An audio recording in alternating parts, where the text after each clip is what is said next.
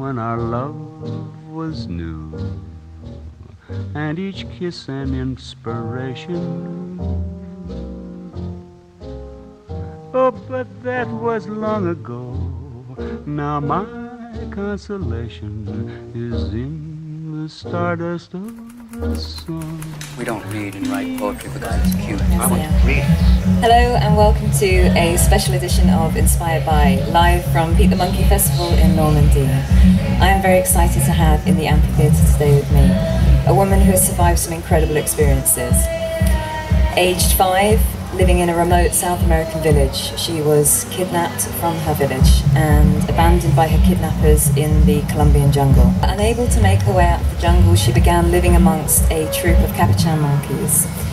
Learning from them, she learned how to climb, how to groom, how to communicate. For around 5 years, until she was 10 years old, she lived among this troop of monkeys before she was found by hunters, taken and sold. At around 9 or 10 years old, she then began a second life of adventure as a street child in Bogota. Her book, The Girl With No Name, has now been translated into 17 languages, and with a second book to follow. Welcome, Marina Chapman, and thank you for joining us today. We also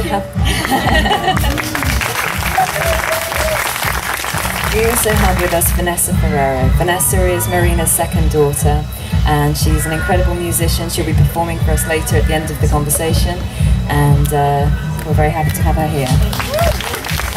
Marina, you never really spoke about your experiences to anyone, and you didn't even think your childhood was that unusual. I wonder why you decided to write the book. I didn't. I never thought it was interested. I didn't want to do it. I was conscious about what people think about my children. I was afraid that I could be bullied like I was as a child. It's been fine. People don't laugh at me because of my life. Thank you. It's been great. So Marina, most of us haven't experienced life in the jungle, me included. So I'm just going to play a clip of some noises from the rainforest. So this takes you right back.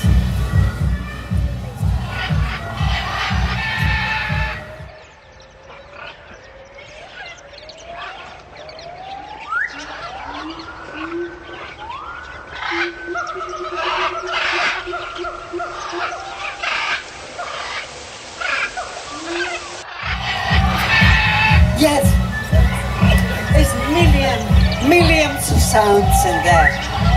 Plenty. What are the sounds that you remember most from the jungle? The whistle sound means food. Wow, it's the best sound.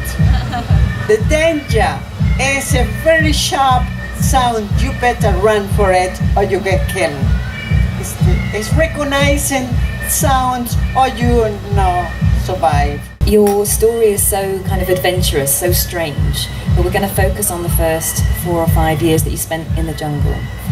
And listening to those sounds there, are there any sounds that you remember really strongly when you first arrived in the jungle? It was very loud, millions of sounds, and eventually you recognize some of them gradually. It takes time. Within a very short time of you being in the jungle, you found yourself surrounded by capuchin monkeys and a big family of monkeys. Who was the leader of the monkeys? The grandpa. There was a monkey. He couldn't move the arm. He couldn't climb tree. But when he raises the eyebrows, you are in trouble. I learned later. I didn't know that. I learned that that's a serious trouble. So when you look at him, you just have to be careful.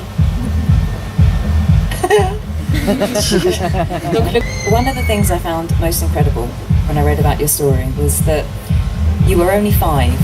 You'd never learned to feed yourself or clean yourself or keep yourself alive, and yet you stayed alive all that time.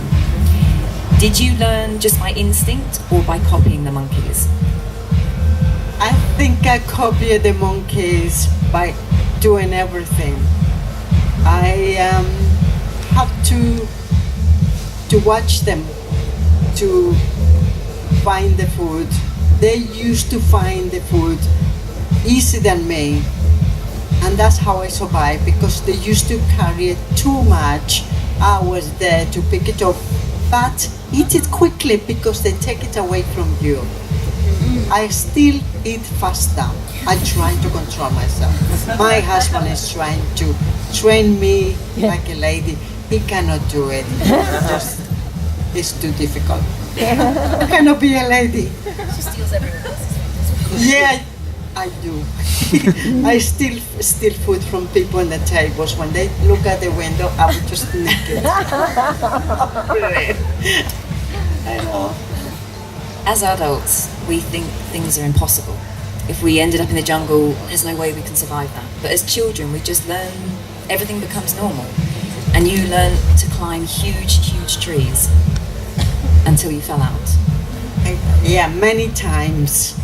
I'm glad I'm alive, to be honest, but it's not easy climbing trees. You get better at it. You really become professional. And it's to survive. You also learn how to open pods by watching monkeys. Yes. How do they do it? I watch them the way they pick the pods from the trees. Some of them are very tasty. It looks like a cabbage or lettuce. And the way they pick when they're younger, the buds of the tree, they are really tasted. You know, I really find it. I got used to it. Some of them are bitter. I didn't like it. But some of them are really good. And berries. And the nuts, when they crack the nuts with the stones, they do it on top of the something rock with dimples on. They put the nut and bash it with the rock, or the stick works. It's good. One time with the food, you chose the wrong food to eat though. I was always curious about the pods. It looked like a pea pod, but this is elongated brown velvet. And when you open it, it's like a sticky fruit, sweet, and you get addicted to it. And you eat so much, and you get stomach ache. It's not very nice. When you realised you had a stomach ache, what happened? I was crying and yelling and holding my stomach and going on the floor in pain. I was panicking. And I noticed the grandpa monkey was staring at me, really close up. Couldn't take my eyes off me, and I was getting a little bit quite concerned. But I still had a tummy ache, and I was just really not very happy. Until he walks towards me, this monkey, and he pushed me, and I would just look at him, and he keep asking to keep going. But where to? No idea. And he keep looking somewhere where he wants to take me, and I'm just crying still. And he got more aggressive, and he was getting close up, and he just keep pushing me. Until when it comes to the pond water, he got more aggressive, and he pushed me into the water. It was a shock for me. I had no idea what was in this pond, but I went in, and then he grabbed my head and put me into the water. It was awful. I couldn't breathe. I was coughing and not very comfortable. After drinking all the water and vomiting brutally, I felt my stomach free from pain, and I was feeling better that I never could imagine. I was looking into his eyes, and I felt that he meant to be good. I felt something in the instant of his eyes. He was meant to do good to me. I didn't understood. Now I do. I understand. You think he was trying to save you? Yes, yes, he did. I didn't understood. We're going to hear some more sounds, and this is of capuchin monkeys actually talking to one another. So I don't think Grandpa Monkey's in there. But we don't know.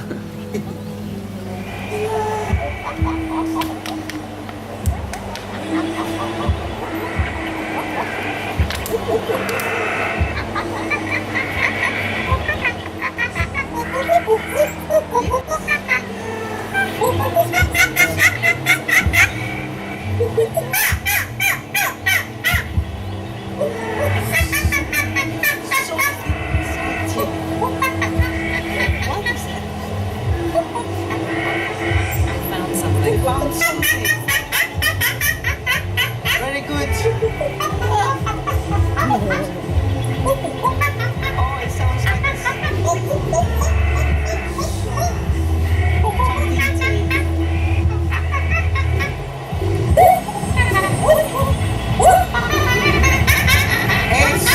found.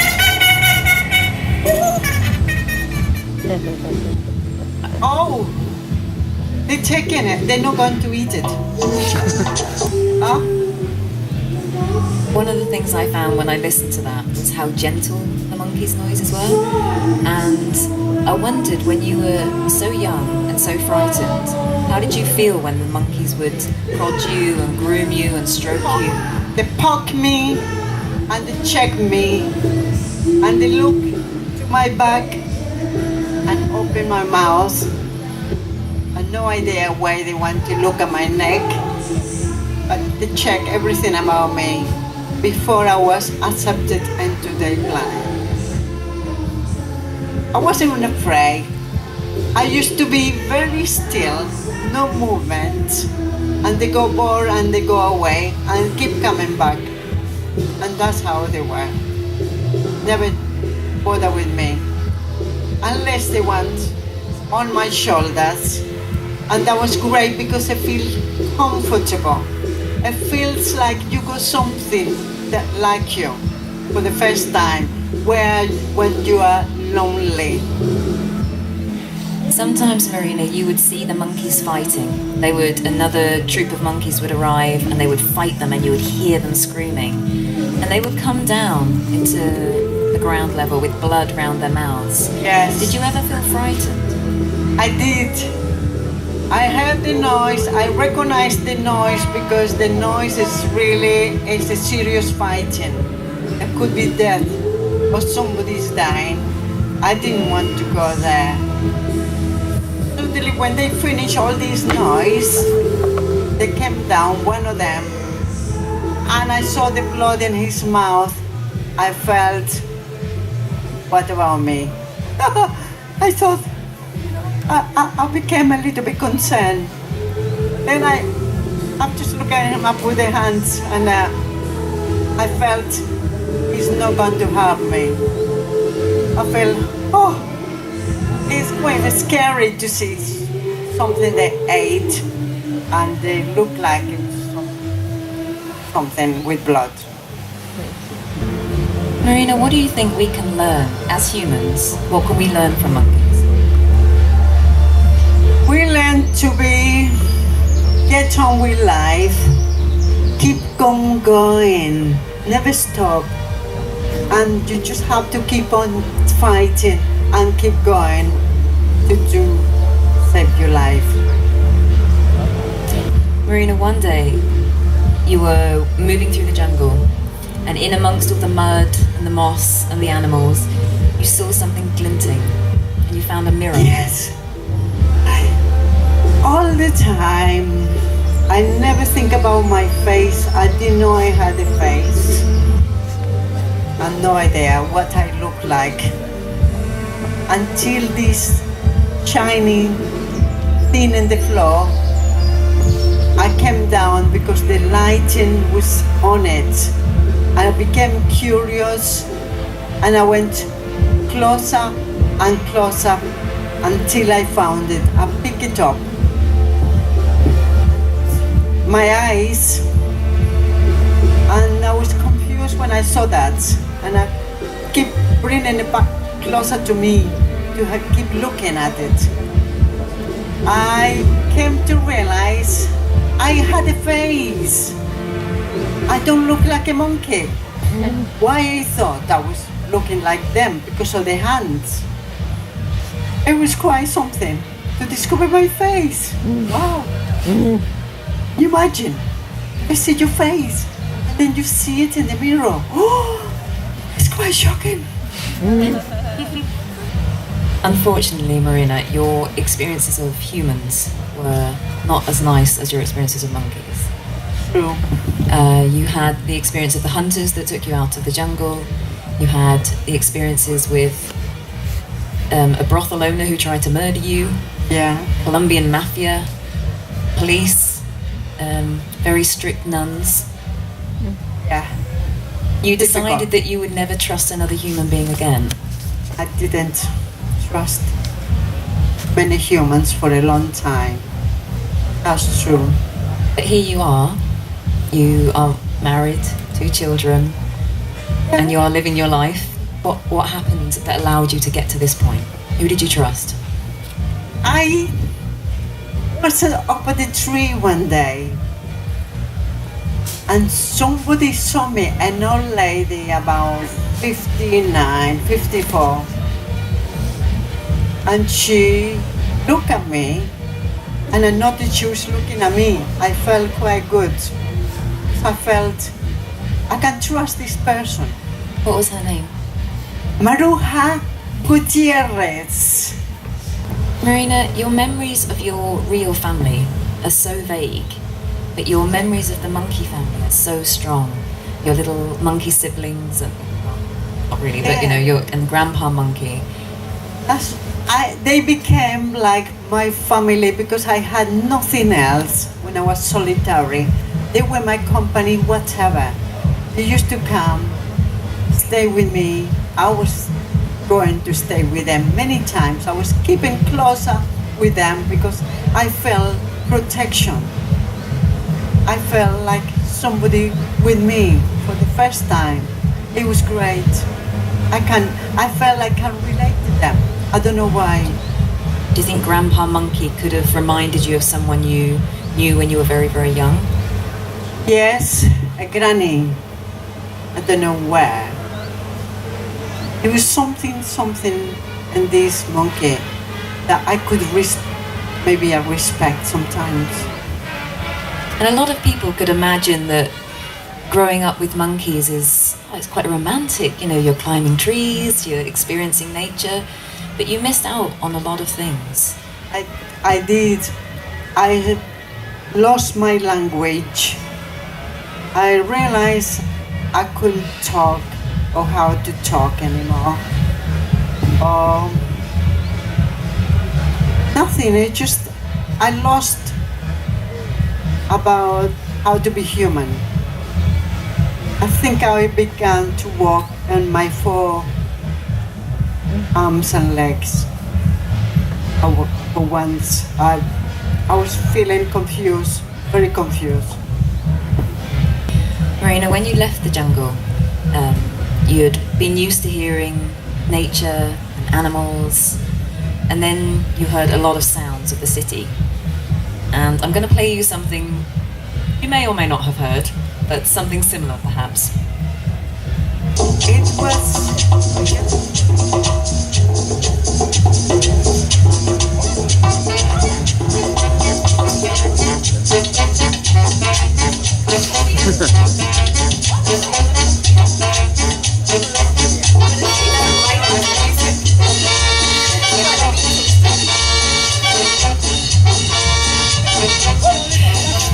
So, Marina, when you came out of the jungle, you described hearing music as really loud, an assault on your senses, and just these strange hoots and noises that you didn't understand.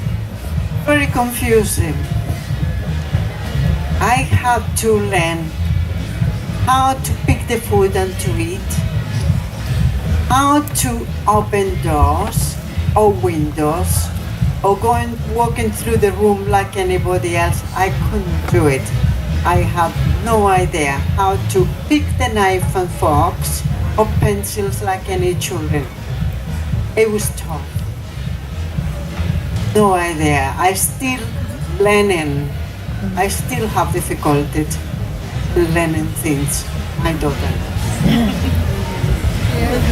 Do you think you've learned to appreciate music now, or do you still prefer the sounds of nature? I do miss the sounds of nature. Sometimes I open my window to listen to the birds in the streets or in the garden. I like that feeling. It makes me feel something nice about the past. Listen to that.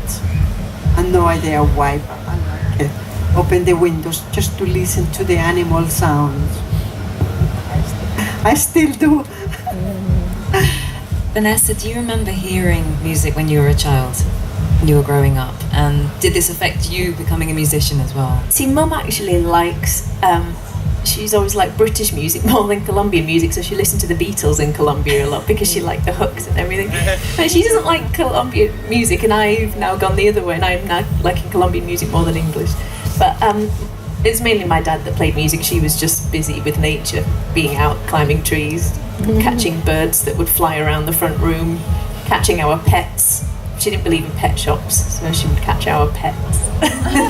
We had pet rabbits from the Yorkshire Dales. It's just the wild. Of course, who doesn't? Yeah. So it was very much, Mum's more like hands-on, hands in the soil kind of person rather than music and things. I got that probably more from Dad. Amazing. My last question was, when I was reading the book, the bit when you ate the cooked tarantula, it was quite hard to read. Are there any flavours from the jungle that you really miss?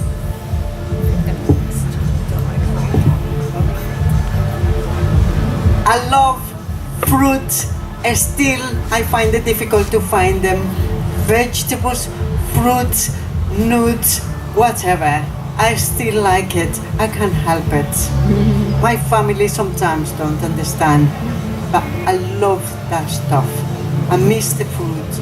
I miss all that. No more tarantulas? No.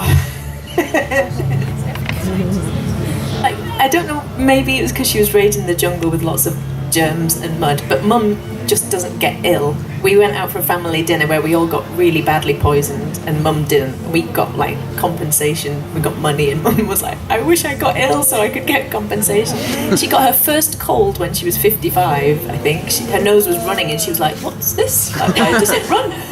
So she went to sleep for a few hours and then is fine. Her immune system is amazing. I suppose she was raised on just fruits and nuts and germs, and now she's just, nothing can break her. She's fallen off ladders and banged her head. She's even had a brain injury and come out of that when it was fatal, and she came out within 2 months. She's banged her head and she just gets up and walks, and all the doctors are like, how is she still alive? So either the jungle or she's just naturally strong, or maybe the vegan diet. Pro-vegan. What is your earliest memory from this lady here? Your earliest memory?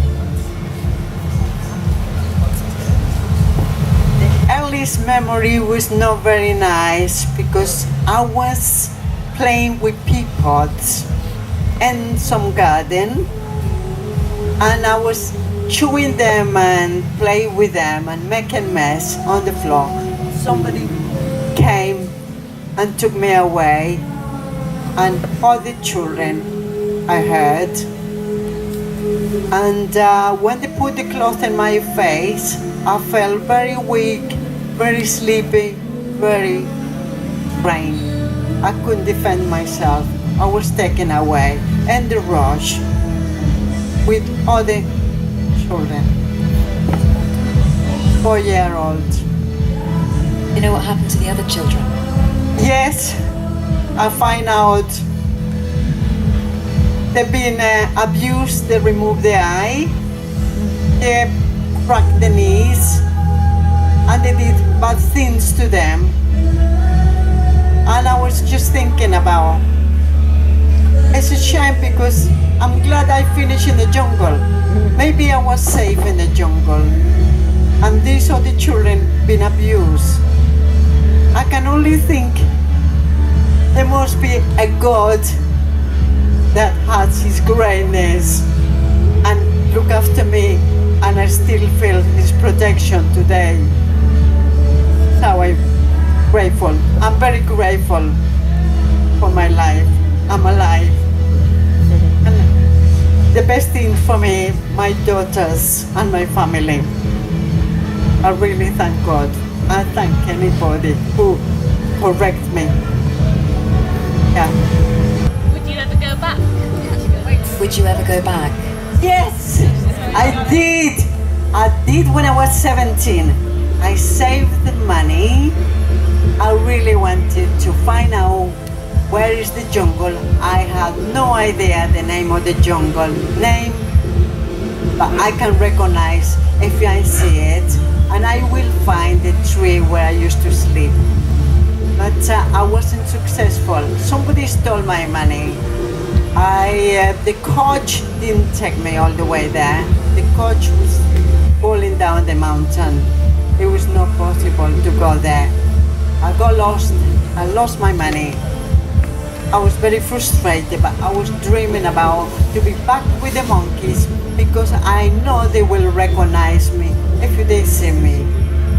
That kind of feeling, no? Yeah, not the time. How long is the life expectancy for capuchin monkey? I found out, a professor or somebody told me, it lives 50 years. It can do, they said. There is hope. If you'd just like to join me in saying a huge thank you to